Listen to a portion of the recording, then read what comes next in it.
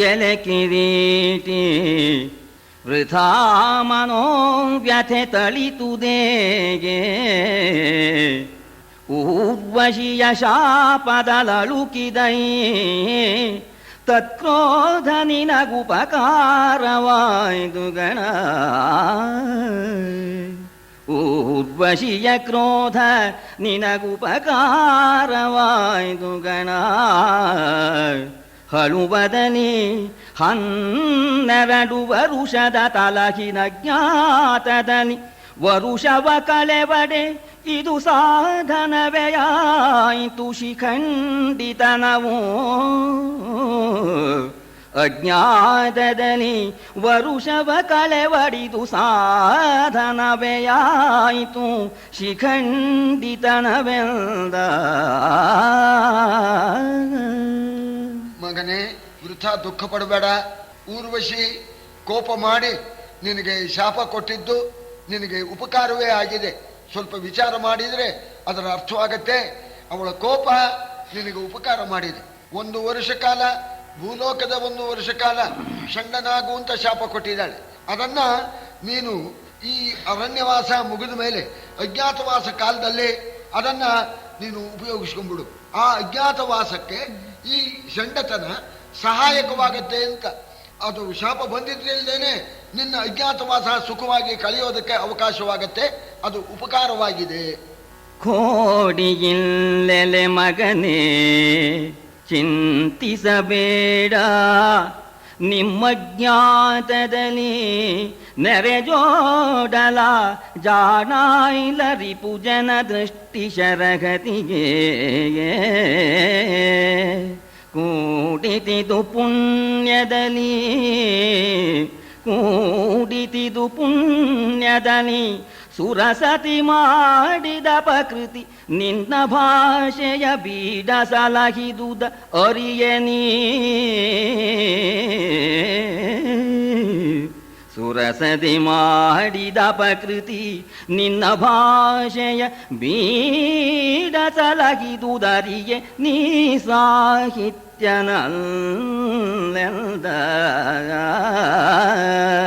ಇದರಿಂದ ನಿನಗೆ ಕೊರತೆ ಆಗಲಿಲ್ಲ. ಯಾಕೆಂದ್ರೆ ಈ ವನವಾಸ ಮುಗಿದ ಮೇಲೆ 1 ವರ್ಷ ಕಾಲ ನಗರದಲ್ಲಿ ಅಜ್ಞಾತವಾಸ ಮಾಡ್ತೇವೆ ಅಂತ ನಿಮ್ಮ ಪ್ರತಿಜ್ಞೆ. ಅದೇ ರೀತಿಯಾಗಿ ನೀವು ನಗರದಲ್ಲಿ ಇರ್ತಕ್ಕಂಥ ಕಾಲಕ್ಕೆ ದುರ್ಯೋಧನ ಆ ದೂತರನ್ನ ಗೂಢಚಾರರನ್ನ ಎಲ್ಲ ನಗರಕ್ಕೂ ಕಳಿಸಿಕೊಡ್ತಾನೆ. ಆ ಸಂದರ್ಭದಲ್ಲಿ ಆ ಗೂಢಚಾರರು ಬಹಳ ಬುದ್ಧಿವಂತರು, ಒಳ್ಳೆ ಜಾಣರು.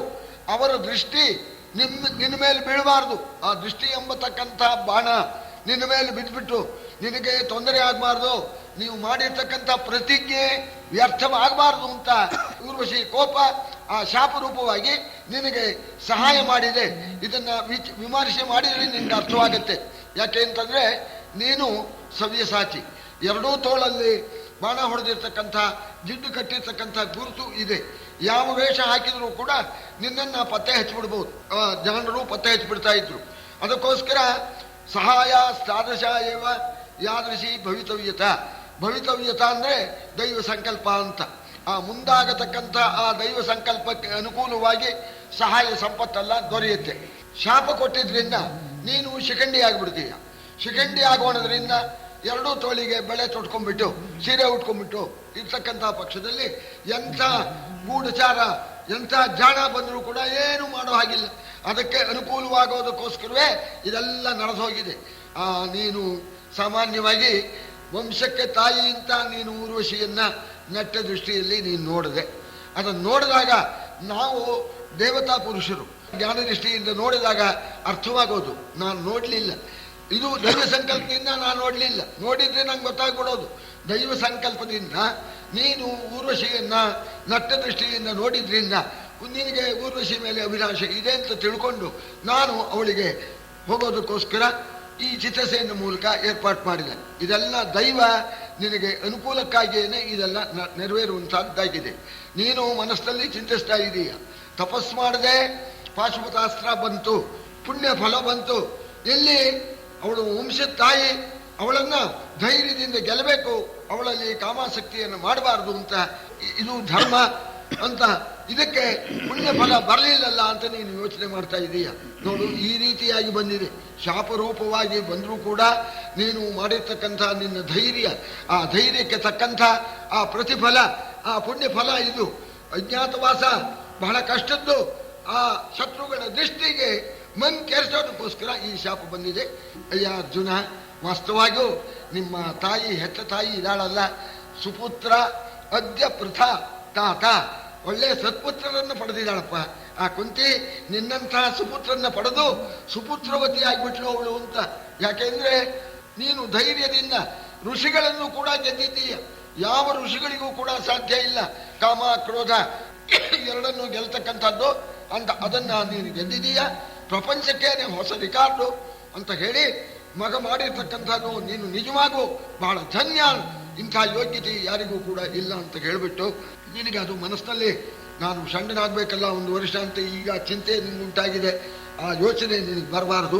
ಅದಕ್ಕೋಸ್ಕರ ಆ ವನವಾಸ ಕಳೆಯುವವರೆಗೂ ಕೂಡ ನಿನಗೆ ಈ ಶಾಪ ಕೊಟ್ಟಿರ್ತಕ್ಕಂಥ ವಿಚಾರ ನಿನಗೆ ಮರ್ತು ಹೋಗಲಿ, ನಿನಗೆ ಜ್ಞಾಪಕಕ್ಕೆ ಬರೋದು ಬೇಡ. ವನವಾಸ ಮುಗಿದ ಮೇಲೆ ಜ್ಞಾಪಕಕ್ಕೆ ಬರಲಿ. ಆಗ 1 ವರ್ಷ ಕಾಲ ಈ ಊರ್ವಶಿ ಶಾಪವನ್ನು ನೀನು ಅಜ್ಞಾತವಾಸನ ಸಹಾಯಕ್ಕಾಗಿ ಉಪಯೋಗಿಸಿಬಿಡು ಅಂತ ಹೇಳಿಬಿಟ್ಟು ಅವನಿಗೆ ಸಮಾಧಾನ ಹೇಳಿದ್ದಾನೆ. ಆಮೇಲೆ ಅರ್ಜುನಿಗೆ ಸಮಾಧಾನವಾಯಿತು. ಎಂದು ಪಾರ್ಥನ ಸಂತವಿಟ್ಟು ಪುರಂದರನು ತನ್ನರ ಮನೆಗೆ ನಡೆತಂದನು. ಅರ್ಜುನ ಸಹಿತ ವಿವಿಧ ವಿನೋದ ವಿಭವದಲ್ಲಿ ಅಂದು ಶಿಖಿ ಪವನಾದಿಗಳು ನಲವಿಂದ ಕೊಟ್ಟರು ಶರವನು. ಅಂತು ಶಿಖಿ ಪವನಾದಿಗಳು ನಲವಿಂದ ಕೊಟ್ಟರು ಶರವನು. ಅಮರೀ ವೃಂದ ಸೂಸಿತು ಸೇಸೆಯನು ಜಯದ ಬದರ ಭಜದಲ್ಲಿ.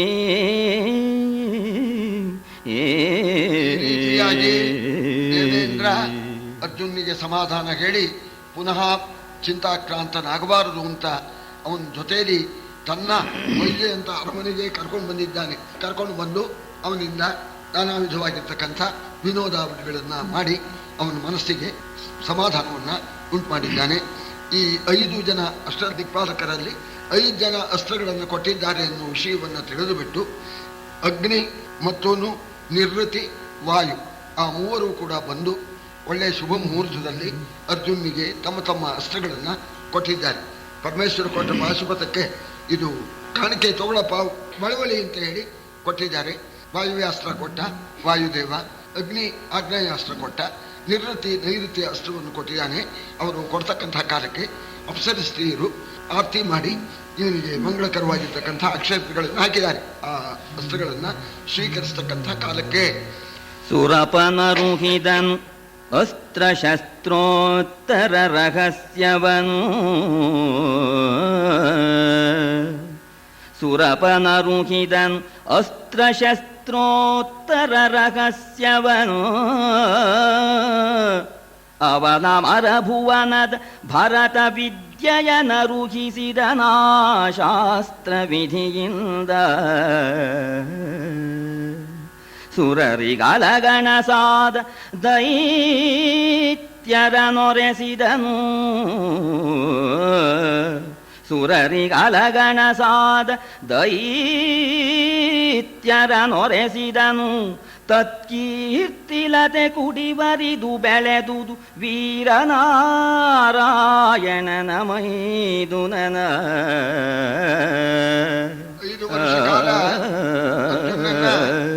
5 ವರ್ಷ ಕಾಲ ಸ್ವರ್ಗಲೋಕದಲ್ಲಿ ಇಟ್ಕೊಂಡಿದ್ದಾನೆ ದೇವೇಂದ್ರ.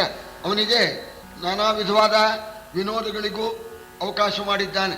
ವಿದ್ಯಾಭ್ಯಾಸಕ್ಕೂ ಕೂಡ ಅವಕಾಶ ಮಾಡಿದ್ದಾನೆ. ಅಸ್ತ್ರವಿದ್ಯೆ ಏನೇನು ಹೇಳಿದ್ದಾರೋ ಆ ಧನುರ್ವೇದದಲ್ಲಿ ಅವೆಲ್ಲವನ್ನೂ ಕೂಡ ಸಮಗ್ರವಾಗಿ ತಾನೇನೆ ಇಂದ್ರ ಖುದ್ದು ತಾನೇನೆ ಅಸ್ತ್ರಶಸ್ತ್ರಗಳ ಆ ಮಂತ್ರಾದಿಗಳ ಎಲ್ಲವನ್ನೂ ಸರಹಸ್ಯವಾಗಿ ಅವನಿಗೆ ಉಪದೇಶ ಮಾಡಿದ್ದಾನೆ. ಬರೀ ಇದರಲ್ಲೇ ಇದ್ರಾಗೋಲ್ಲ, ಸ್ವಲ್ಪ ವಿನೋದವೂ ಬೇಕು ಅಂತ ಹೇಳಿ ಚಿತ್ರಸೇನನ ಮೂಲಕವಾಗಿ ಈ ಗಂಧರ್ವ ವಿದ್ಯೆ, ಸಂಗೀತ, ಅದರಲ್ಲಿ 3 ಇದೆ: ವಾದ್ಯ, ನೃತ್ಯ ಮತ್ತು ಗೇಯ ಅಂತ. ಇದಕ್ಕೆ ತೂರ್ಯತ್ರಯಂ ಅಂತ ಹೇಳಿ ಹೇಳ್ತಾರೆ. ಗಾನಂ, ನೃತ್ಯಂ, ವಾದ್ಯಂ ಅಂತ ಈ 3 ವಿಧವಾಗಿರ್ತಕ್ಕಂಥ ಆ ಸಂಗೀತ ವಿದ್ಯೆ ಅದನ್ನು ಕೂಡ ಚಿತ್ರಸೇನನ ಮೂಲಕವಾಗಿ ಕಳಿಸಿಕೊಟ್ಟಿದ್ದಾನೆ. ಇದೆಲ್ಲ ಆದಮೇಲೆ ಅವನಿಂದ ಸ್ವರ್ಗಕ್ಕೂ ಪ್ರಯೋಜನ ಪಡಿಬೇಕು ಅಂತ ಹೇಳಿ ಗುರುದಕ್ಷಿಣೆ ಕೊಡಬೇಕಪ್ಪ ನೀನು ಅಂತ ಅರ್ಜುನನ್ನ ಕೇಳಿ, ಅರ್ಜುನ ಒಪ್ಪೋಣ ನೋಡಪ್ಪ, ಸ್ವರ್ಗಕ್ಕೆ ಕಾಲಕ್ಕೆ ನಿವಾತಕ ವಚರಂತಕ್ಕಂಥ ಕೋಟಿ ಕೋಟಿ ದಾನವರು ತೊಂದರೆ ಕೊಡ್ತಾ ಇದ್ದಾರೆ. ಯಾವ ಸಂದರ್ಭದಲ್ಲಿ ಬರ್ತಾರೆ ಅಂತ ಹೇಳೋ ಹಾಗಿಲ್ಲ. ಅಂಥವರನ್ನ ಸಾಮಾನ್ಯವಾಗಿರ್ತಕ್ಕಂಥ ನಮ್ಮ ಅಸ್ತ್ರಗಳಿಂದ ಗೆಲ್ಲೋದಕ್ಕೆ ಸಾಧ್ಯವಿಲ್ಲ. ಅದಕ್ಕೆ ಪಾಶುಪತಾಸ್ತ್ರ ಪ್ರಯೋಗವೇ ಆಗಬೇಕು. ಆದ್ದರಿಂದ ನೀನು ಗುರುದಕ್ಷಿಣೆ ಅಂತ ಹೇಳಿಬಿಟ್ಟು ಆ ಕಾಲಕ್ಕೆ ನಿವಾತಕ ವಚನನ್ನ ನಾಶ ಮಾಡಿ ನೀನು ಆ ರೀತಿ ಗುರುದಕ್ಷಿಣೆಯನ್ನು ಸಲ್ಲಿಸಬೇಕು ಅಂತ ಹೇಳೋಣ. ಅರ್ಜುನ ಒಪ್ಕೊಂಡ. ಒಬ್ಬನೇ ಒಬ್ಬ ಆ ಮಾತಲಿಯನ್ನ ಸಾರಥಿಯನ್ನಾಗಿ ಮಾಡಿಕೊಂಡು ಇಂದ್ರನ ರಥದಲ್ಲಿ ಕೂತ್ಕೊಂಡು ಹೋಗಿ ಸ್ವರ್ಗಕ್ಕೆ ಆಗಾಗ್ಗೆ ತೊಂದರೆ ಕೊಡತಕ್ಕಂಥ ಅಲಗಣಸಾದ ಅಲಗೊಂದು ಚೂರಿ, ಸ್ವರ್ಗಕ್ಕೆ ಚೂರಿಯಂತೆ ತೊಂದರೆ ಕೊಡ್ತಕ್ಕಂಥ ಆ ದೈತ್ಯರನ್ನೆಲ್ಲ ಸಂಹಾರ ಮಾಡಿದ್ದಾನೆ. ಅರ್ಜುನನ ಕೀರ್ತಿ ಏನು ದಿನದಿನಕ್ಕೆ ಹಬ್ತಾ ಇದೆ ಅಂತ ದಿಗಂತದವರೆಗೂ ಆ ಭಗವಂತನ ಅನುಗ್ರಹದಿಂದ ಈ ರೀತಿ ಕಾಲಕೇಯ ನಿವಾಸರನ್ನ ನಾಶ ಮಾಡಿದ್ರಿಂದ ಅವನ ಕೀರ್ತಿ ಎಲ್ಲ ಕಡೆಗೂ ಹಬ್ಬುವಂತಹದ್ದಾಯಿತು. ಅರಸ ಕೇಳೈ ಪಾರ್ಥನಿದ್ದಂ ವರುಷವೈದರುಳು ಇಂದ್ರಭವನದ ಸಿರಿಯ ಸಮ್ಮೇಳದ ಸಗಾಢದ ಸೌಮನಸ್ಯದಲ್ಲಿ ನರನಗದನೇನು ಧನಂಜಯ ನಿರವದಲ್ಲಿ ನರನಗದನೇನು ಧನಂಜಯ ನಿರವದಲ್ಲಿ ಕಿರೀಟಿ ನಮ್ಮನು ಮರೆದು ಕಳೆದನಲ ಕಿರೀಟಿ ನಮ್ಮನು ಮರೆದು ಕಳೆದನಲ ಎನ್ನುತ್ತ ಯಮಸೂನು ಚಿಂತಿಸಿದ. ಜನಮೇಜಯ, ನಿಮ್ಮ ಪಾರ್ಥನ ಪುಣ್ಯ ಸಾಮಾನ್ಯವಲ್ಲಪ್ಪ. ಪಾರ್ಥಿವ ಶರೀರದಿಂದ ಹೋಗಿ ಆ ದೇವಲೋಕದಲ್ಲಿ 5 ವರ್ಷ ಕಾಲ ಶಸ್ತ್ರವಿದ್ಯಾಭ್ಯಾಸ, ಸಂಗೀತ, ಸ್ವರ್ಗಕ್ಕೆ ಹೋಗಿರಬಹುದು.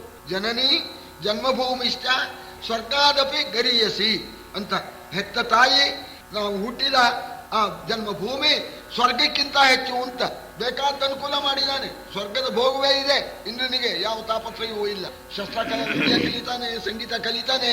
ಆ ವಿದ್ಯೆ ಕಲಿತು ಏನಾದ್ರು ಸ್ವಲ್ಪ ವಿಶ್ರಾಂತಿ ಸಿಕ್ಕಿದ ಕೂಡ್ಲೇನೆ ಅವನಿಗೆ ತಾಯಿ ಜ್ಞಾಪಕಕ್ಕೆ ಬಂದ್ಬಿಡೋರು, ಅಣ್ಣತಮ್ಮಂದ್ರು ಜ್ಞಾಪಕಕ್ಕೆ ಬಂದ್ಬಿಡೋರು. ಬಿಟ್ಟು ಬಂದಿದ್ದೇನಲ್ಲ ಯಾವತ್ತು ನೋಡ್ತೇನೋ. ಸಶಿಕ್ಷಿತೋ ನೃತ್ಯ ಗುಣಾನೇಕಾನ್ ವಾದಿತ್ರ ಗೀತಾರ್ಥ ಗುಣಮಿಷ್ಟ ಸರ್ವಾನ್, ಎಲ್ಲದನ್ನೂ ಕಲಿತ, ಸಂಗೀತ ವಿದ್ಯೆಯನ್ನೆಲ್ಲ ಕಲಿತ, ಶಸ್ತ್ರವಿದ್ಯೆಯನ್ನು ಕಲಿತ, ಸ್ವರ್ಗಲೋಕದ ಆ ಭೋಗ ಇಷ್ಟಿದ್ರೂ ಕೂಡ ನ ಶರ್ಮಲೇಭೆ ಪರವೀರ ಹಂತ, ಅವನಿಗೆ ಮನಸ್ಸಿಗೆ ಶಾಂತಿ ಇಲ್ಲ.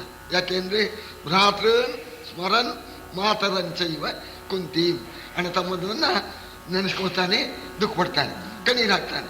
ಹೆತ್ತ ತಾಯಿಯನ್ನ ಕುಂತಿದೇವಿಯನ್ನ ನೆನೆಸ್ಕೊಳ್ತಾನೆ, ದುಃಖ ಪಡ್ತಾ ಇದ್ದಾನೆ. ಇಲ್ಲಿ ಅರ್ಜುನ ದುಃಖ ಪಡ್ತಾ ಇದ್ರೆ ಅವನ್ನೇ ಈ ಕಾಮ್ಯಕವನದಲ್ಲಿ ಧರ್ಮರಾಜ ಭೀಮಾದಿಗಳು ಅಯ್ಯೋ ಬರಲೇ ಇಲ್ಲ, ಯಾಕೆ ಬರ್ತಾನವ, ಈ ಏನು ಸುಖ ಇದೆ ಅಂತ ಬಂದಾನು, ಎಲ್ಲ ಹೋಗ್ಬಿಟ್ಟು ಏನೋ ಅಂತ ಹೇಳಿ ಸ್ವರ್ಗಕ್ಕೆ ಹೋದ ಅಂತ ಹೇಳ್ತಾ ಇದ್ದಾರೆ.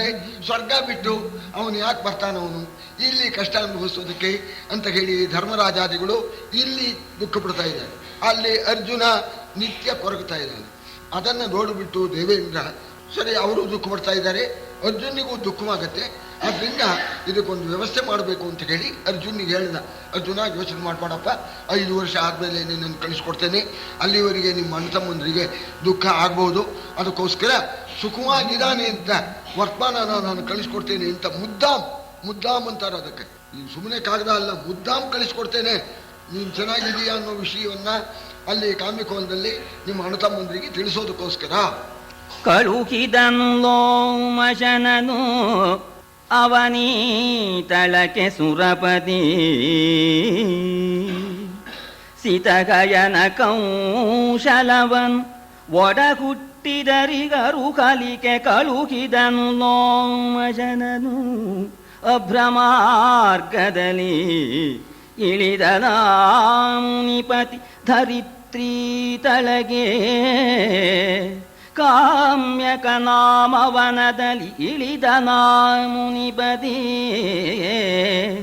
ತಳಿಲಗೂಡಾರದಲ್ಲಿ ಕಂಡನು ಧರ್ಮನಂದನನ. ಲೋಮಶರು ಅಂತ ಮಹಾಮುನಿಗಳು, ಅವರಿಗೆ ಆಕಾಶದಲ್ಲಿ ತಮ್ಮ ತಪಶಕ್ತಿಯಿಂದ ಸಂಚಾರ ಮಾಡ್ತಕ್ಕಂಥ ಯೋಗ್ಯತೆ ಇತ್ತು. ಅವರನ್ನ ದೇವೇಂದ್ರ ಪ್ರಾರ್ಥನೆ ಮಾಡಿ ಕಳಿಸಿಕೊಟ್ಟ. ಸ್ವಾಮಿ ನೀವೇ ಹೋಗ್ಬೇಕು, ಆ ಕಾಮ್ಯಕವನದಲ್ಲಿ ಇದ್ದಾರೆ ಪಾಂಡವರು, ಅವ್ರಿಗೆ ಹೇಳಿ ಅರ್ಜುನ ಚೆನ್ನಾಗಿದ್ದಾನೆ ಅಂತ ಹೇಳಿ ಅಂತ ನೋಡ. ಸರಿ ಆಗಲಿ ಅಂತ ಒಪ್ಕೊಂಡ್ರು. ಆಗ ಅರ್ಜುನು ಕೂಡ ಸ್ವಾಮಿ ಹೇಳಿ ಸ್ವಾಮಿ ಈ ರೀತಿ ಇದೇನೆ, ದೇವಕಾರ್ಯ ಸ್ವಲ್ಪ ಇರೋಣದ್ರಿಂದ ನನಗೆ ಬರೋಕೆ ಅವಕಾಶ ಇಲ್ಲ, ದೇವಕಾರ್ಯ ಮುಗಿದ ಕೂಡಲೇ ಬರ್ತೀನಿ ಅಂತ ನಮ್ಮ ಅಣ್ಣಂದ್ರಿಗೆ ನೀವು ನಾನು ಹೇಳಿದ ಅಂತ ಹೇಳಿ ಅಂತ ಅರ್ಜುನ ನಮಸ್ಕಾರ ಮಾಡಿ ಬೇಡ್ಕೊಂಡ. ಆಗಲಪ್ಪ ಸುಖವಾಗಿ ಇಲ್ಲಿರು, ದೇವಕಾರ್ಯ ಮಾಡು, ನಾನು ಅಲ್ಲಿ ಹೋಗಿ ಸಮಾಧಾನ ಪಡಿಸ್ತೇನೆ ಅಂತ ತಪಶಕ್ತಿ ಉಳ್ಳ ಲೋಮಚರು ಅಭ್ರಮಾರ್ಗ ಆಕಾಶ ಮಾರ್ಗದಿಂದ ಇಳಿದು ಬಂದ್ಬಿಟ್ರಂತೆ. ಕಾಮ್ಯಕವನಕ್ಕೆ ಬಂದ್ರು. ಇಲ್ಲಿ ನೋಡ್ತಾರೆ ಅಲ್ಲ ಅರಮನೆ ದೇವಲೋಕ, ಇಲ್ಲಿ ಪರ್ಣಶಾಲೆ ಒಳಗೆ ಆ ಧರ್ಮರಾಜಾದಿಗಳು ಗುಡಾರ ಅಂತ, ಅದಕ್ಕೆ ಗುಡಾರ ಇದ್ದಾಗಿದೆಯಂತೆ, ಅಲ್ಲಿ ವಾಸ ಮಾಡ್ತಾ ಇದ್ದಾರೆ. ಅಲ್ಲಿಗೆ ಬಂದ್ರು. ಧರ್ಮರಾಜ ನೋಡ್ದ, ಲೋಮಶ ಮುನಿಗಳನ್ನು ನೋಡ್ಬಿಟ್ಟು ತಮ್ಮಂದ್ರ ಸಮೇತ ಈತ ನಿಧಿರೆದ್ದು ಅರ್ಘ್ಯಪಾದ್ಯವನ ತಪೋನಿಧಿಗಿತ್ತು. ಈತ ನಿಧಿರೆದ್ದು ಅರ್ಘ್ಯಪಾದ್ಯವನ ತಪೋನಿಧಿಗಿತ್ತು. ಬಗಳ ಪ್ರೀತಿಯಲಿ ಬೆಸಗೊಂಡನು ಅವರಾಗಮನ ಸಂಗತಿಯ. ಆತನು ಅಮಲ ಸ್ವರ್ಗ ಸದನ ಸುಖಾತಿಶಯವನು ತಿಳುಗಿದನು. ಆತನಮಲ ಸ್ವರ್ಗ ಸದನ ಸುಖಾತಿಶಯವನು ತಿಳುಗಿದನು. ಪುರುಹೂತ ಭವನದಲ್ಲಿ ಅರ್ಜುನನ ವಾರತೆಯ ವಿವರಿಸಿದ. ಪುರುಹೂತ ಭವನದಲ್ಲಿ ಅರ್ಜುನನ ವಾರತೆಯ ವಿವರಿಸಿದ.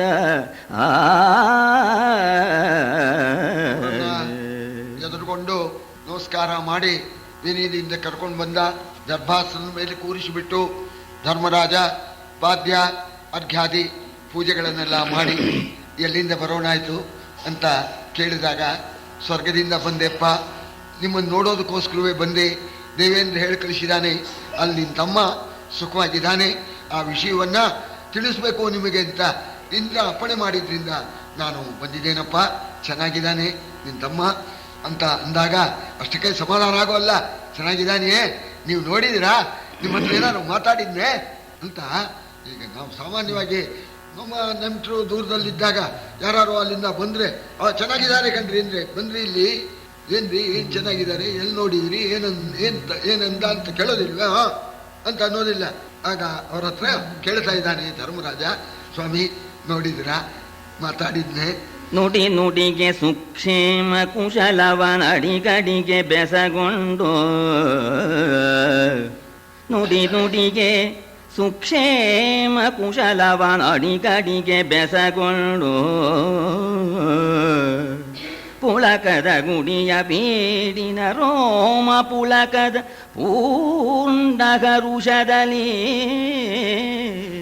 ಮತ್ತೆ ಕೇಳೋದು, ಚೆನ್ನಾಗಿದ್ದಾನೆ ನೋಡಿದ್ರಾ ಅಂತ.